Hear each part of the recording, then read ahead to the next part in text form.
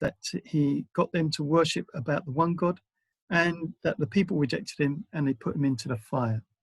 So anybody got anything they would like to say on that before we move to the next part? Very quiet about Hazrat Ibrahim.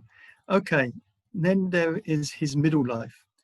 Now, in the middle life, we know that he married Sarah and that he traveled to Egypt. Again, in the Bible, there's some confusion because it talks about twice Hazrat Ibrahim went to Egypt.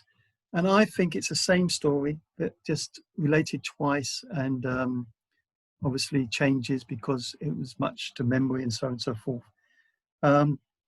We don't know too much about what happened there, except for that the king wanted Sarah and Abraham for some reason. Apparently, I don't believe it myself, apparently said that it was his sister. Why he didn't say it's his wife, we don't know. But anyway, we know that when the king found out that it was his wife, then he obviously didn't do anything. And then apparently he gave his daughter, and Abraham married his daughter, Hagar. Now, again, the Jews say that Hagar was actually a slave, but we say no, he actually married Hagar. The other thing we know is that then he went with his family and Lot's family to the blessed land. And again, this is in chapter 21, verse 72. Now, this blessed land will come up very often in the Bible, and of course, it is the Israel of today. But initially, it was given to Abraham. And obviously, Lot, we know he went to the two cities, Sodom and Gomorrah, and Abraham stayed in the blessed lands. So that's really all we know about his middle life. Anything? Anybody wants to say anything still? No? Quiet? Okay. And then we come to the later life. And we know that at a very late age, Abraham had a son with Hagar. And this caused a lot of jealousy with the first wife, Sarah. And we know then that Allah commanded Abraham to take his wife, Hagar, and he went to Arabia. Now, again, this is very significant because he took her to a particular spot. And at that time, of course, there was only desert. There was no life. There was nothing around. There was no holy cover or anything like that. But he took her to a particular spot and left her there with just little food and drink. And it's related that when asked why, Abraham indicated with his eyes that it was Allah. And so we know the story of then how Hagar ran to hillocks, Sawwa, Mawwa, looking for any sign of life. And then eventually, of course, the well of Zamzam, come the water, either the Abraham kicked, Ismail kicked his feet, or the wing of the angel. When the water came, then we know that the people came. They saw the birds and they came there, they settled there, and that was the beginning of Mecca. And of course, we know that Abraham traveled many times to Arabia. We also know that Abraham was given the promise of sons, and that when the angels or men who were angelic came to Abraham, he made a fire and put a lamb on it, cooked them a meal. They didn't have the food, and this disturbed him. And then they gave them the warning about they were going to punish Lot. But they also gave the prophecy that they were going to have a son, Sarah and Ibrahim. Now, Abraham at this time was about 100 years old. It was 13 years later after they had Ishmael. And of course, that Sarah was barren. She couldn't have children, and she was a very old age. But the promise of a son, which became Isaac, was there.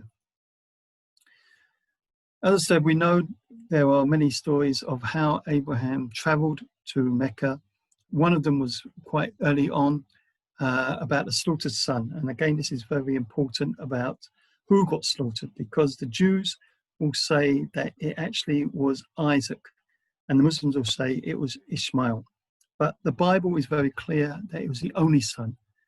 And Ishmael was the only son for 13 years. There was never a time when Isaac was the only son. We know that both Isaac and Ishmael buried Abraham. So there was no point where Isaac was the only son. So it's very clear for us that it was Ishmael who was asked by Abraham that I've seen a vision that I'm to slaughter you. What do you think? And of course, Ishmael said that he agrees. And then Allah stopped him, that you've already fulfilled it. When you left Ishmael as a baby in the barren desert without any food and drink, that was what the dream was relating to. So then commanded to slaughter an animal. And again, the fact is that Jews don't slaughter animals. Muslims always slaughter animals at Eid al-Azha. We celebrate this. And of course, it's mentioned in great detail. Although the name's not mentioned, but we understand the slaughtered son was Ishmael. So we know that Abraham came to do that when Ishmael was maybe about 7, 8, young boy. We also know that when Ishmael grew up, so he rebuilt the Holy Kaaba with Abraham on the foundations of the Holy Kaaba. So we believe the Holy Kaaba was maybe first built by Adam, and we got no proof to that, but it was on the foundations, and Adam needed to have a place to worship, and so the first house for worship was the Holy Kaaba. What we do know was that Abraham and Ishmael rebuilt it on the foundations. So that indicates that the Kaaba was there, but over time it got destroyed. Sand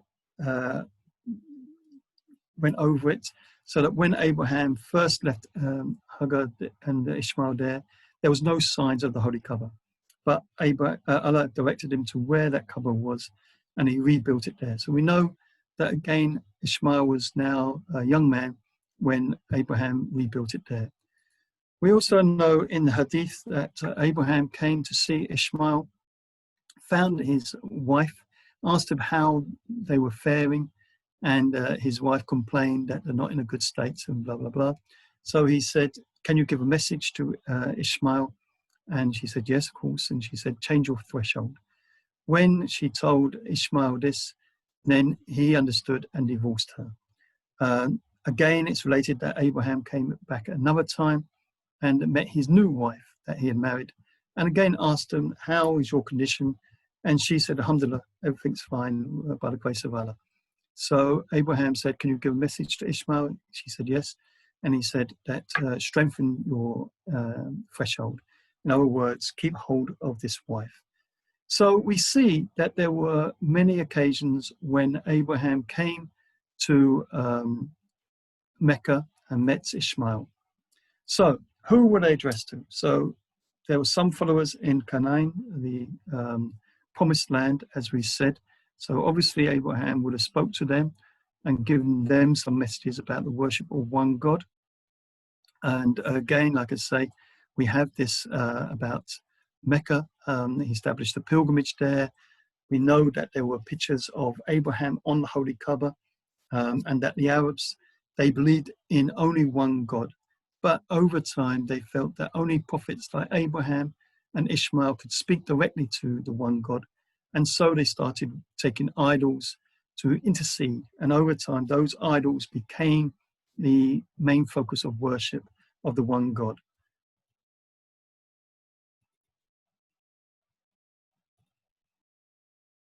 Come on. Right. Okay. So any questions on who he addressed, or shall we move on to now what's his message? Still, no one is speaking today. You're very, very quiet. I know this is not much known about Hazrat Ibrahim. But if anyone has any questions or anything, you can simply even just raise your hand. You can also unmute yourself and also, ask your question, please. Okay. Now I see a person called Hanif, and this is the main message that Hazrat Ibrahim believed strongly in the one God. The religion of Abraham, according to the Holy Quran, was Hanif. And Hanif means ever inclined to God. Chapter 2, verse 136. In fact, he was given two names. One was Khalil, a special friend, and Hanif, that he was ever inclined to the one God, which is basically the same as a Muslim, one who submitted to God. So that person who is Hanif now, you know that this is a very special name, and it was the religion of Abraham. The other message we know is that he himself was a submissive servant. Again, chapter 2, verse 129 to 133. So this is what he was telling people, that you also need to be submissive. You need to be ever inclined to God. You need to be a Muslim, one who has submitted to God. We also know that the covenant of the circumcision, and this, again, chapter 2, verse 125, again is very important, because Allah told Abraham to all the male children should be circumcised. So he got circumcised, Ishmael got circumcised, Isaac got circumcised, all the Arabs got circumcised, and all the Jews got circumcised. The Holy Bible is very clear that those people that don't get circumcised, they have cut themselves off from God. So when we now come more onto the Christians, they don't get circumcised. And according to the Bible, it means that they've cut themselves from God. So this covenant was very, very important. And again, this was something which was given to Abraham, and he told his people and followers that they should do it. Likewise, we know about the prophecies of the blessings that were given to his children. Great nation will come from both of them. And we see from Isaac, of course, came his son Jacob, who was named Israel, and you had all the Israelite prophets. And of course, from Ishmael came the Holy Prophet Muhammad, and so Islam came. So this was a great prophecy of the blessings that was given to the children of Hazrat Abraham. Right, so that finishes the Suhuf. So anybody got anything they would like to say? Do they understand that? We've got some chats, so what is that? Yeah, we've got a chat. The question is, was Khana Kaaba built by the Prophet Ibrahim alayhi salam or Adam alayhi salam? Okay, I'm just looking at the map. Unfortunately, I don't think I've got a map on this one, but yes, but generally we know, as I said, you've got Egypt, you know where Egypt is, you know Canaan, which is the promised land, you know where Mecca is. So basically you've got Palestine, Egypt, and Arabia are the main areas where Abraham was. Right, and the other one, I have two questions. What was the mission of Hazrat Ibrahim to Egypt? The Bible doesn't really mention. I say there's some confusion with his trips to Egypt, because both times he met the king, both times there were similar incidences. I think personally it was the same incident which has been narrated twice, a little bit of differences, but because I could say it was all word of mouth, it changed. What was his actual mission? Why he went to Egypt is not really known. I don't think it was to Tabligh as such. Maybe he was just looking around, traveling, because at that time he hadn't got the promised land. So maybe he was on the way to Canaan. No idea really why he went from Egypt, because we only got the two sources of the Bible or the Quran. And I don't think either one really mentions why he went to Egypt. But I'll look it up. I'll read again the Bible and see what it says about why he went to Egypt. But I don't think it was to do Tabligh. Right, the second question, the Holy Kaaba was under attack by King Abraham. Was that during the time of Prophet Abraham? Okay. I think what you mean is Abraha, not King Abraham. I have no idea who King Abraham is. So Abraha. No, that happened at the time of the Holy Prophet. That was much, much later. That was, what, about 3,000 years later.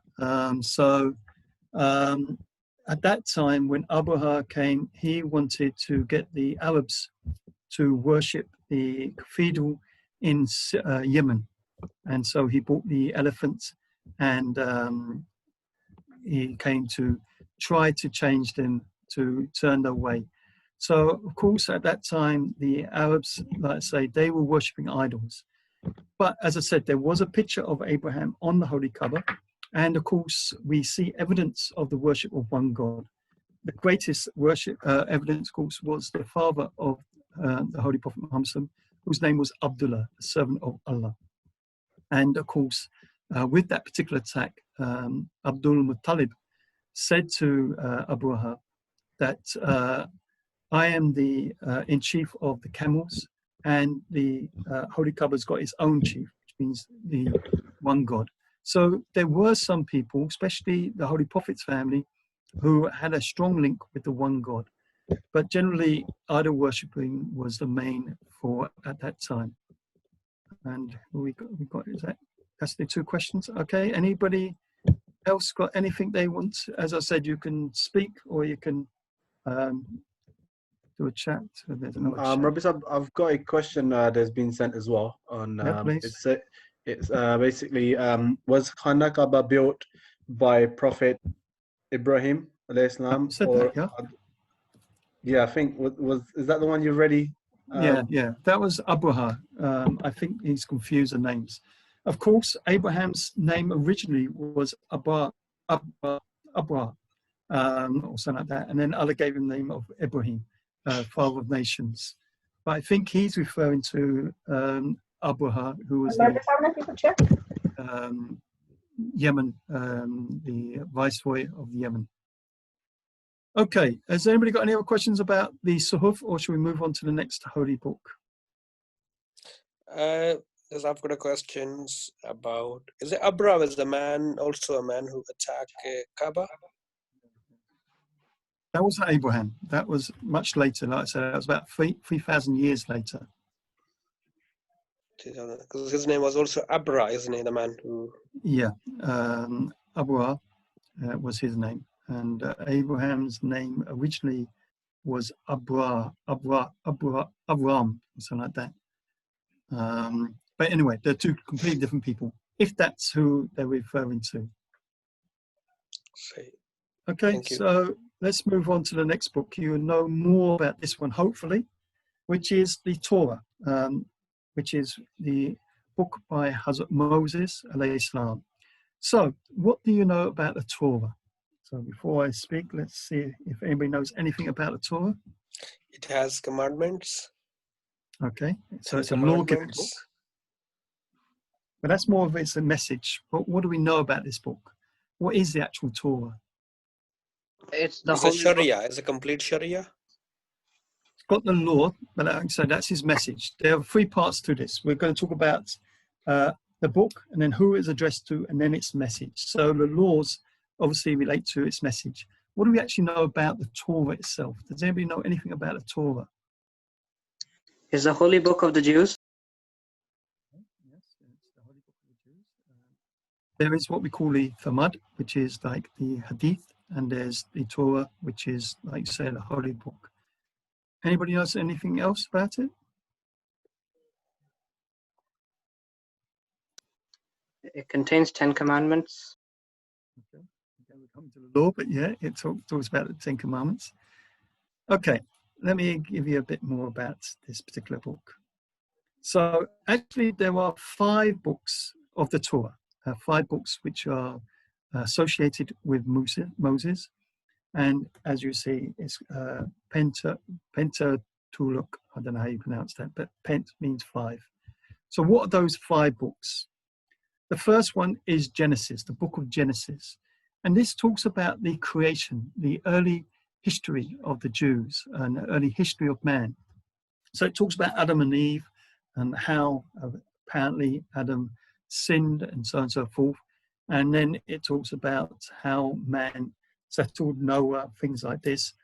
Moving on to Abraham, and then the Jewish history, Isaac, and things like that. And so it talks about from the beginning, if you like, up until Moses' time. Then you have the book on Exodus, and there were 2 Exoduses of the Jews. where they were taken away, away from the promised land twice. So it talks about those particular exoduses. And then, again, I've got to apologize for these names, I might not pronounce them right. Leviticus, wherever it is. That book mainly talks about sin and atonement. So it's helping the Jews to understand that if they commit sin, how they can atone for that sin. Then you have the book of Numbers and how the Jews were split into 12 tribes, the 12 tribes of Israel, which were the 12 sons of Isaac. 12 sons of Jacob, sorry. And then finally, you have Deuteronomy, and this mainly contains the 10 Commandments and other laws and guidances. There are laws found in some of the others, but the main ones are found in Deuteronomy. So these are the 5 books which are known as the Torah. And as I said, they contain laws, but they also contain history about the Jews, some guidance and things like this. Okay, anybody wants to say anything on this?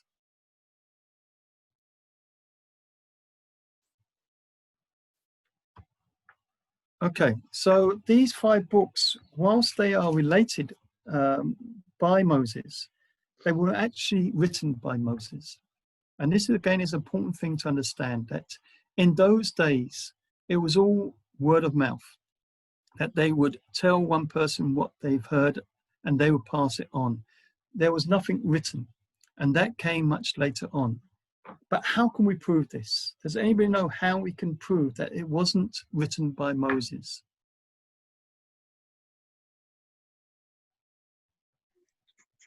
Yes, do you want to say something? Roman? Oh, I forgot that there was an example somewhere, but there was a historical inaccuracy at the time of Moses. I think Khalifa Rabi said something, somebody died, and it was related in one of Moses's books that that person was actually alive. I've totally forgotten the incident, but there was something to that figure that something happened that proved that it was actually written later. So the person who died was Moses himself. And it says that to this day, we don't know where Moses was buried. To this day. So if Moses wrote these books, how can he first of all write about his own death? And secondly, how come they don't know where Moses is buried to this day? To this day means that it's a long time afterwards that they've forgotten where Moses was actually buried. Of course, we've got to understand that the Jews at that time, they were wandering around in the desert for 40 years after Moses had brought them out of captivity. They didn't enter the promised land in his time. But still, the fact that it says in Deuteronomy chapter 34, verse 6, that where they buried Moses, but they don't know where he was buried to this day, clearly shows that it couldn't have been Moses who wrote this book. And in fact, that it was some time afterwards that this book was written. So this is what you was referring to, well done. And that's, like I say, showing now that at the time of Moses, there was nothing written as such. And in fact, that also got lost and they had to rewrite it from memory, which is also mentioned in the Bible. And so that's why we get some mistakes and changes, whatever is there. Okay, so the next question, who was it addressed to? And this is a pretty obvious one, so hopefully someone can give me an answer to this. So who was the books of Moses addressed to? Was it the Bani Israel? Bani who? Bani Israel.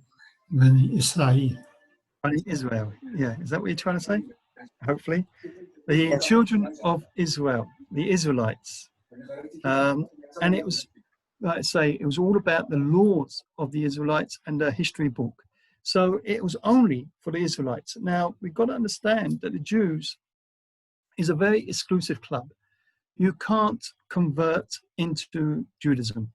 You can be married into it, but you're not recognized. If you die, you won't be allowed to be buried in a Jewish graveyard. So they don't recognize you if you converted into Judaism.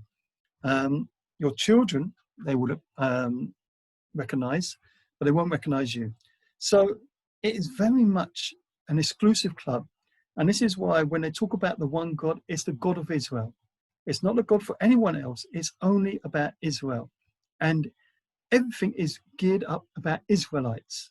And as far as they're concerned, they were the chosen people and no one else exists. They can do whatever they like to other people. They can cheat them and things like that because they don't classify them as anybody besides them. They are the chosen people.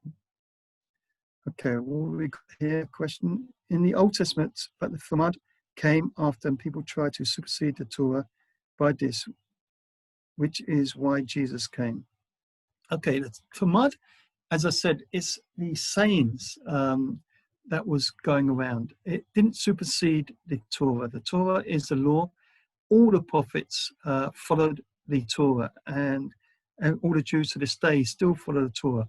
The Thamad is other things that's mentioned, other guidances and things like that. It's like we say with the Holy Quran and the Hadith. The Hadith supports the Holy Quran. It cannot contradict or go against the Holy Quran. Nowadays, you cannot really convert. There's a small sect of Judaism, probably progressive, that lets you convert. Yes, of course, nowadays there may be some groups which do allow conversion, and some people do convert, but like I say, whether they recognize them, this is the thing. Of course, there are many different sects in Judaism, and some obviously are more progressive nowadays, and so they may allow conversion. But generally, as I said, as far as the Jews are concerned, they were the chosen people. You can't convert into Judaism. You can only be born into Judaism. So what else we got here? At that time, the Jews was a missionary group. That is why Jesus said you have to become the devil as you travel across land and sea to preach and convert, and do not act on it. Okay, we're going to come on Jesus later on with the Injil. I'm not sure what you're actually referring to there, but let's come on to the Gospels and explain a bit about that when that time comes. Okay, so who was it addressed to? The Israelites, like I say, these were the only people that it was addressed to, and I'd say it contained the law and the history book. So they would discuss it, and they handed things down to memory, and finally later on they started writing it in scrolls. Even then, usually it's the rabbis themselves that have the scrolls, not the normal people are really trusted with the scrolls. I'm sure families do have it, but still.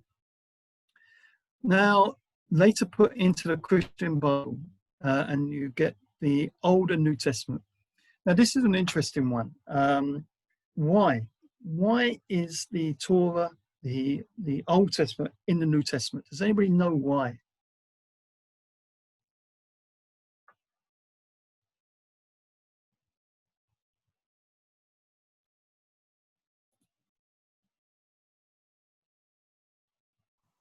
What have we got here? Okay, that's still talking about something else. Right, yes. So someone wanted to say something. Does anybody know why the Old Testament is in the New Testament, the Holy Bible? Bearing in mind that the Christians have got no time for the Jews. They don't want anything to do with the Jews. They're completely separate from the Jews. So why have the Holy Book in the New Testament? Gee, yes? Welcome, sir.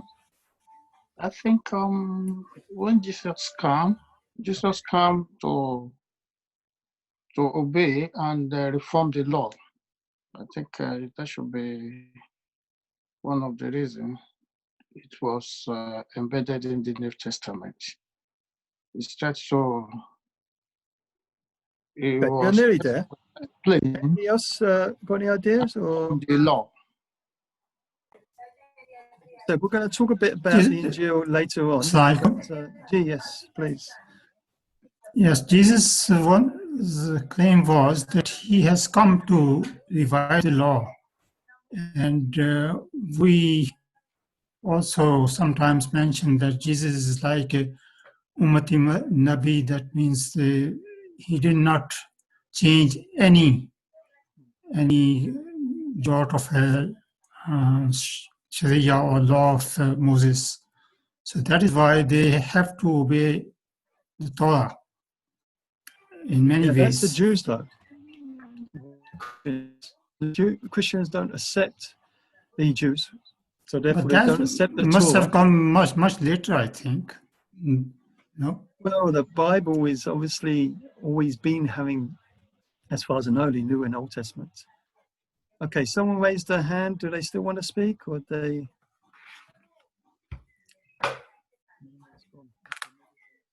Okay. The thing is that the problem. You're nearly there. Both of you are nearly there. Jesus quoted constantly from the Bible, from the Torah, not the Torah, but the Old Testament, especially Psalms and some of the laws and things like that.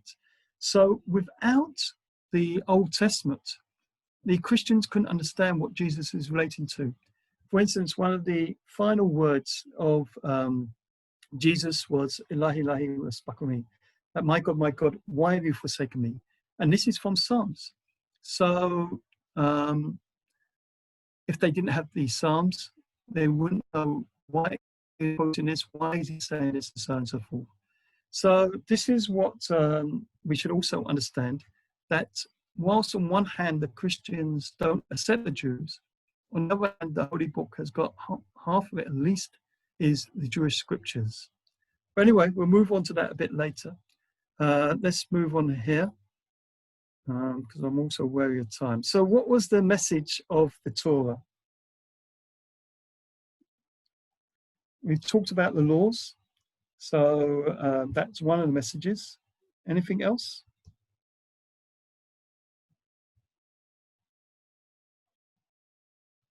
I've mentioned some of it already.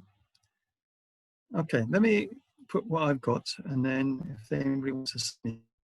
So, as I said, it contains the history of the first man and the history of Israelites, Genesis and things like this. It contains the laws, as you've been saying, and the guidance, including the Ten Commandments. So that's also very important. And of course, it contains prophecies of the coming of the great law-bearing prophet.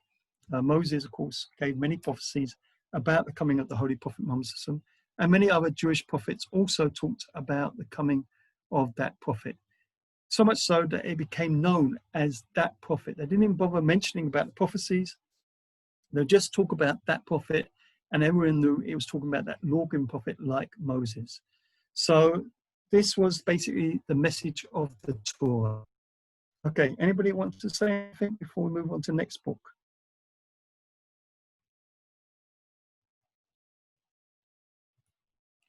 Okay, the next book is Zabur by Hazrat Dawud alayhi salam. So again, what do we know about this book? What is this book? Does anybody know anything about this book?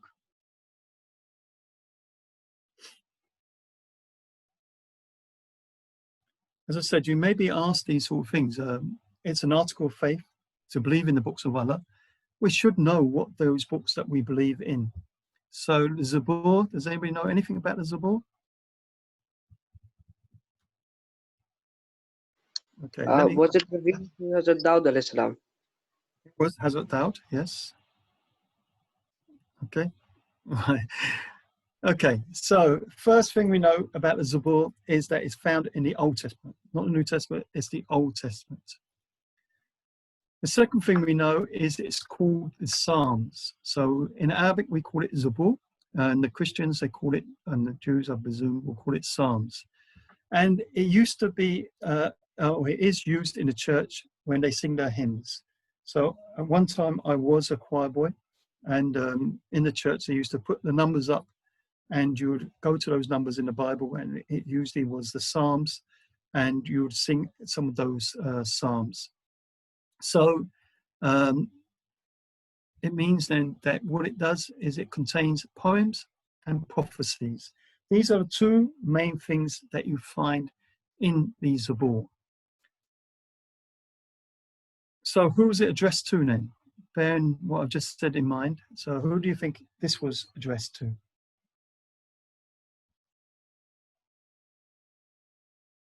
Well, this one is, if it's found in the Old Testament, it must be addressed to Jews. yes, the Jews. Okay, but obviously, like I say, it's also found, all the books are found in the New Testament. So, as I said, the reason for that, and especially the Psalms, is that Jesus quoted quite often from it. It contained prophecies about him going on the cross and what the Romans were going to do and things like that. So they often quote from the Psalms. So again, it's important that we understand this. Right, so as I said, what is its message? I've already given you some idea of what its message was. So was it a law-giving book? That's the main thing. I think someone answered this earlier. Solomon, maybe you want to repeat your answer. Is it a law-giving book? I'm not sure. No. You said earlier. What did you say earlier? What did the prophets do? Well, that was about Jesus claiming that he hasn't come to change a jot in the Old Testament. Actually, all the Jewish prophets who followed Moses, none of them brought any laws. Moses is the only law-giving prophet, and this is what we need to understand, that in that famous prophecy of Deuteronomy 18:18, where it talks about a prophet like unto Moses, we're talking about a law-bearing prophet. So David did not bring any new laws. No Jewish prophet, including Jesus, brought any new laws. So what was its message? As I said, there was prophecies. Again, there's prophecies about the coming of the Holy Prophet Muhammad, and there's guidance from that. So this is what the Zabur was, King David. As I said, he was a king, but the book that we know of, which is found in these days, which is often called Psalms in the Old Testament, we see no laws or anything like that, just prophecies, poems and things like that. And in those prophecies, there's some guidance. So that's the Zabur. Anybody want to say anything on that before I move on to the final book we're going to talk about? Just a quick question. If you've got these Jewish prophets coming after Moses, did Moses say that there would be prophets who would bring revelation after him? I mean, because He talked about the law-bearing prophet like unto me, yes, which is the yes, Holy Prophet Muhammad. yes. But So as for the other prophets, no, they didn't bring any new laws. We don't find because any new laws there. so I mean, when they came, when Prophet David came and all the other prophets, was there some opposition from the Jews to actually accept him? Because I mean, he was not the lawgiver. There was opposition by Jews because obviously every prophet who comes, they normally are very critical of the Jews, especially the Jewish leaders. So we see in the Holy Qur'an that both Jesus and David were being cursed by the Jews. There was some slander put on David, of course, about how he got a person and he fancied apparently the person's wife, so he put the person on the front line of the war so that he would get killed, so that he could marry that lady and so on and so forth.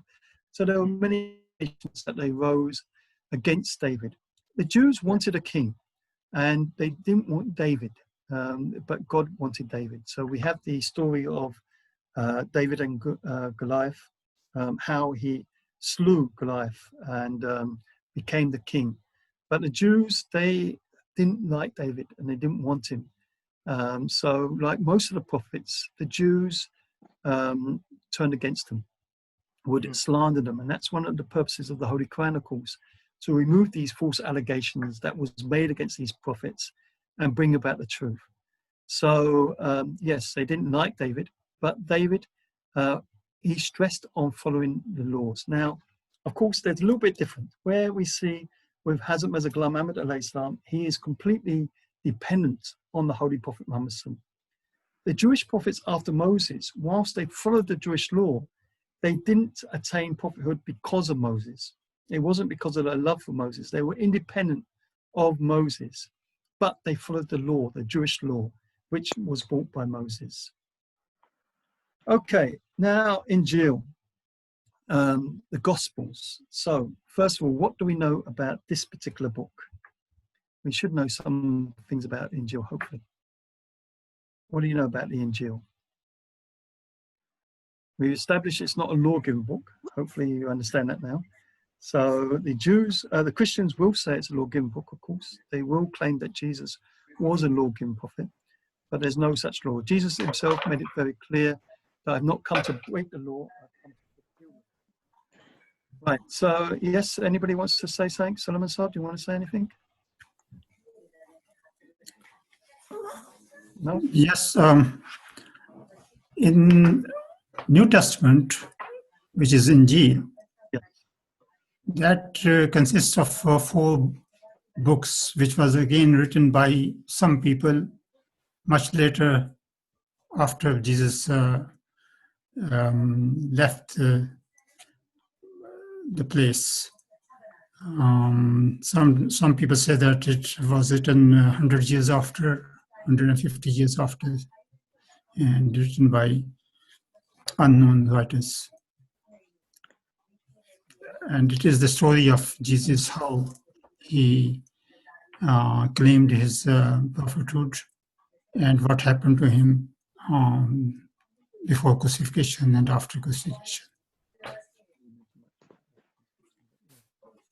Okay, good. Anybody else? Roman?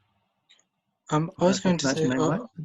yeah, there's Yes. many ways to pronounce my name. I don't even know how to pronounce it properly.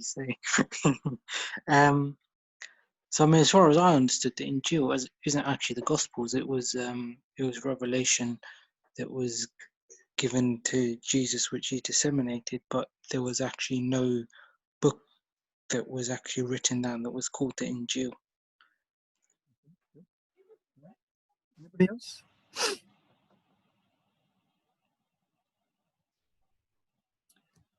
Okay, so as you said, the Injil is about the sayings of the of Jesus, which obviously we call Hadith, but the sayings, what he said, and the history, what happened, as it was mentioned, about his birth all the way up to the crucifixion. So this is basically the Injil. Now, it's a collection of hearsay from Christians, Gentiles, much later. Now, this is a very important thing to understand, because obviously the Injil is mentioned in the Holy Quran, but what are we talking about there? So we need to know and understand this. As Solomon Saab said, there are 4 books of the Gospels: Matthew, Mark, Luke, and John. Now, they were not his disciples, and this is something you need to understand. These were not Jews. They did not write anything. They did not record anything.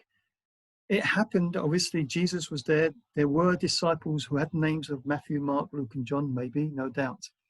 But these 4 gospel writers came later, and they were non-Jews, which is called the Gentiles. So what was happening was that when Jesus came, he delivered his message, prophecies and things like that. He was very critical amongst the Jewish leaders and so on and so forth.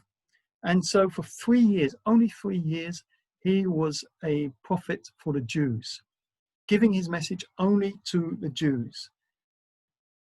Later on, people started talking about Jesus, whether he actually died on the cross, what happened to him, and so on and so forth. And then Christianity developed. And the Gentiles, the non-Jews who were not present at the time, they heard these stories. about what happened with Jesus and so on and so forth. And later on, mainly from Luke, actually, who was very much a disciple of Paul. He is responsible for Luke. He's responsible for the book of Acts. And the three books, Matthew, Mark, and Luke, are very, very similar.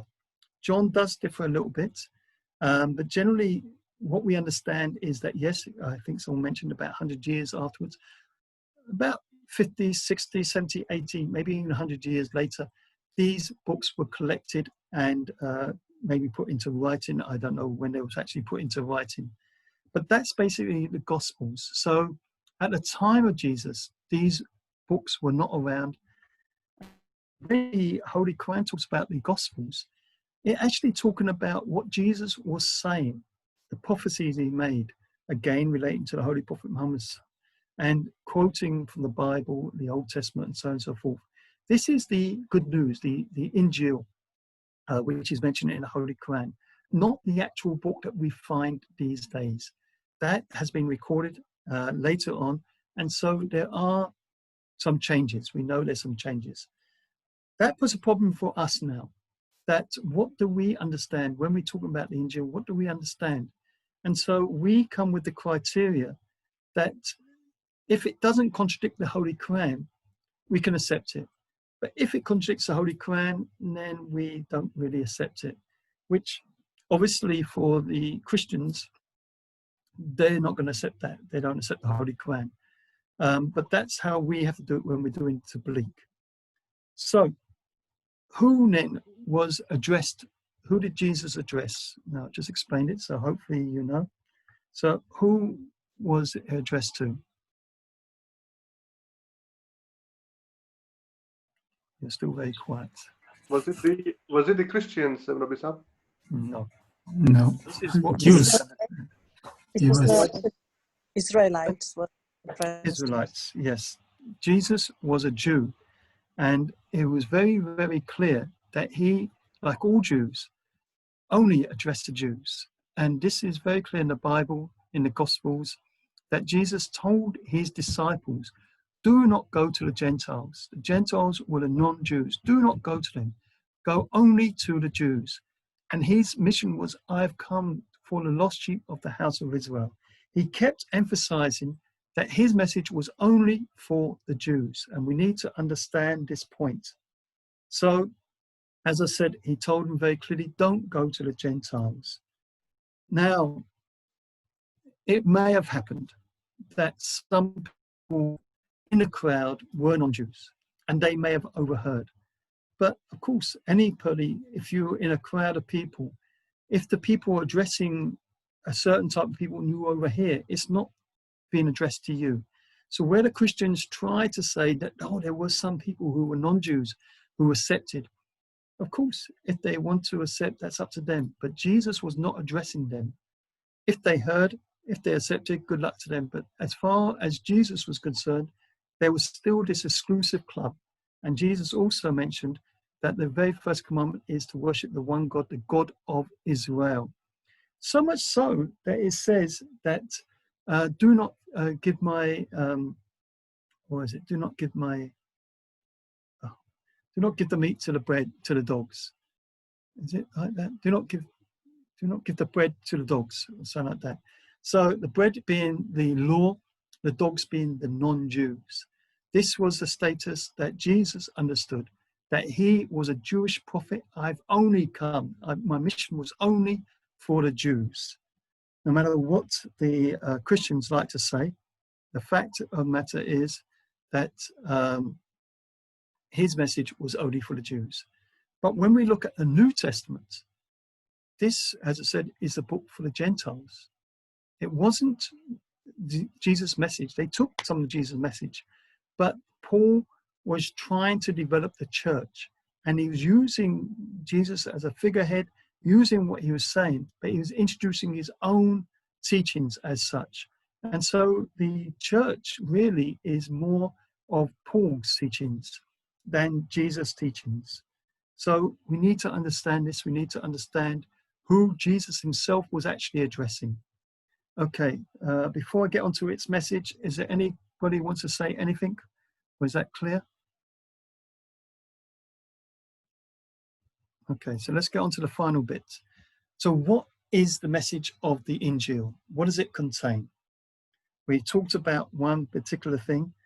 As I mentioned, I think I can bring that up first of all. Christians will say that he was a law-giving prophet. But as I said, he brought no new laws. He made it very clear that he's come not to break the laws, but to fulfill the laws. Now, when we get things like Jesus breaking the Sabbath, which is one of the accusations, that why did he pluck corn on the Sabbath? Jesus tried to give an underlying message to the people of love and forgiveness. So we see this constantly through there. For instance, the Torah will say, thou shalt not kill. Moses said that if you kill, then the law of retaliation, an eye for an eye, a tooth for a tooth, because Moses wanted to bring the Jews out of captivity into the promised land. So he gave a very hard emphasis on that. But there's still the part of love and forgiveness. So the Jews become so hard-hearted that when Jesus came, he emphasized on this love and forgiveness. So thou shalt not kill was still a law, but Jesus said that if someone slaps you on one cheek, offer the other cheek. It's not a new law, it's just an understanding of that law. To understand this, let's look again at jihad. The Muslims will say jihad means killing, war and things like that, where the Prophet ﷺ said that the jihad of this day and age is by the pen, not the sword. Now we know that jihad is only one part is about killing. The main thing is that the inner purification in what Hazrat Mirza Ghulam Ahmad is saying. So he hasn't come to break the law. He's just bringing a new emphasis to that particular law. And that's what Jesus did. So Jesus wanted the Jews to change their ways. He was the last chance. He had been sent by Allah as a final chance for the Jews to change their ways, to follow the law. And he emphasized on this over and over again, follow the law of the Torah. They weren't following the law. And the example again is the temple, that the temple became a marketplace. And of course, this is strictly forbidden by the law. So he came there and he overturned the tables and so on and so forth. So this was Jesus' message to the Jews. And that is very, very clear. And that's why I say we need to understand this, that the Injil that is mentioned in the Holy Quran is talking about Jesus' message to the Jews, not Christianity, which later on took some of that message and changed it to the Gentiles, which is not who Jesus was addressing. Okay, Holy Quran, I said there's no point going into the Holy Quran. You know about the Holy Quran. So these are the holy books mentioned in the Holy Quran. Anybody got anything they want to say before we finish for today? You're very quiet. I don't know if that's because I'm explaining so well or that you're just keeping very quiet. But if you've got anything to say, now's your chance. I just missed the first one. I wasn't here at that time. What was the first book you mentioned? Suhuf, the Suhuf by Hazrat Ibrahim. Oh, right. As I said, that particular book, I don't know much about it. It's no longer around. But generally, as we was explaining at that time, that's Abraham, in his travels, he was emphasizing, as all prophets do, and this is something which we need to understand, that all prophets, their basic teaching is that there is one God and to follow the commandments of God. So this is basically what Ibrahim taught, and that's what we presume was the Suhuf. But as we said, there's no record of the Suhuf these days, so we don't really know what it contains, but that's generally what every prophet contains. Now, of course, when we talk about the belief of the holy books, it can be any holy books. There's 5 mentioned in the Holy Quran, but there are other holy books. We don't dismiss them just because they're not mentioned. Just like there are so many prophets, and there's only 23 mentioned in the Holy Quran. So we don't say that all the others were false. That's not right. the other thing which we need to understand is that we follow the Holy Qur'an. The belief in the holy books is that God spoke to his prophets, God guided his prophets, and so we believe in that guidance that was given to them, but we don't have to follow them. We've got the Holy Quran that has come as a fulfillment of all the previous messages of all the previous prophets. So we only follow the Holy Quran, but we believe we have respect for these messages as we have respect for the prophets. We don't follow the prophets, but we respect them. So that's all the belief of the holy books are. But as I said, it's important that we do understand what these books are, especially the Injil, that who actually wrote the Injil and who is it actually for. Okay, so if we haven't anything else to say, then as I said, if you've got any questions you want to ask, please contact Toby or Zaid, and we try and answer them. And if anybody's got any particular subject that they want to discuss, again, please contact the same two people, and we'll try and make that a topic for discussion. So if no one else has got anything they want to say, we'll finish the day with silent prayers. Last chance. Assalamu alaikum, Rabbi Sahib, Mashood here. I went out for Tabligh one day, and I came across a few, and then they were referring to the scrolls that you mentioned. So my question is, how authentic are those scrolls in comparison to the Torah? But the what did you say? How authentic are their scrolls? They have physical scrolls that they read through. How similar or how authentic are the scrolls that they're using in relation to the Torah? Who is you speaking to? It was a Jewish person. All right, okay. So as we said, as far as we know, and we're not sure about the Old Testament, but as far as we know, the Torah, which was given by Moses, that was by word of mouth. That later on got lost, and from memory, whatever they could remember, they wrote down and put it on scrolls. So these scrolls now, normally the rabbis keep those scrolls, they look after them, protect them, and they will recite from there the Torah and so on and so forth. So that contains obviously the Ten Commandments, some other laws, other guidances, but because it was word of mouth, then mistakes have crept in, as we mentioned about where Moses died, and some other things. There's two things we should understand. One is that the Israelites were very jealous of the Ishmaelites, and so they would quite often put down the Ishmaelites. I mentioned earlier who was slaughtered. Was it Isaac or Ishmael? And according to the scrolls of the Jews, it was Isaac, whereas the facts remain that it was Ishmael. So this is because the scrolls or the Torah and the Jewish law was for the Jews. As I said, it's an exclusive club. And so they basically put it in favor for what they wanted. As I said, it also, quite a number of the prophets, there were allegations that these prophets committed sin. Now we know that no prophet will commit a sin. They're representing God. So we know that this is wrong. And this is why, alhamdulillah, the Holy Quran often quotes what is the actual truth. Now, when the Jews will compare their Bible or their Torah to the Holy Quran, there are some differences. And they will say, oh, the Holy Quran is wrong. But we know that the Holy Quran is a word of God, and God has given what was the real truth. And that is not what is found in the Torah.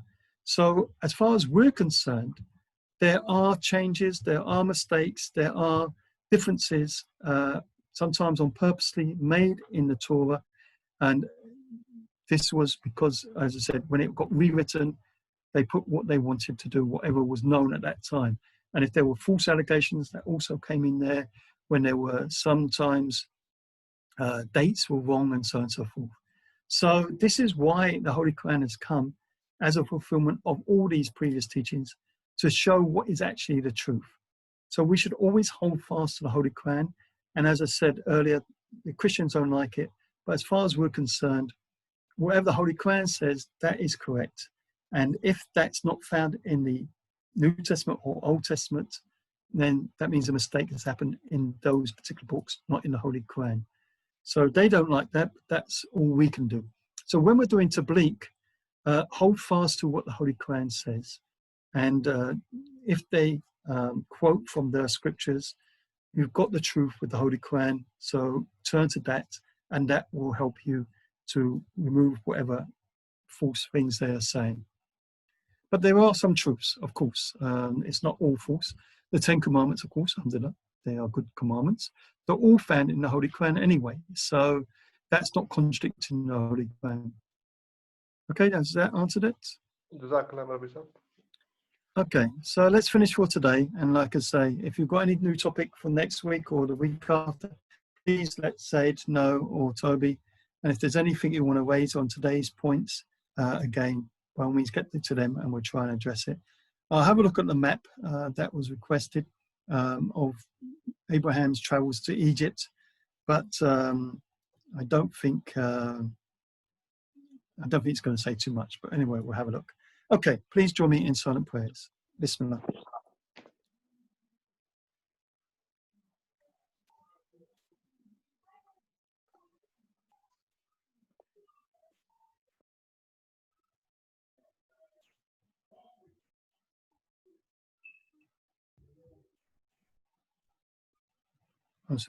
Ameen. Ameen. Okay, assalamu alaikum. Wa Wa alaikum assalam. Sorry. alaikum assalam.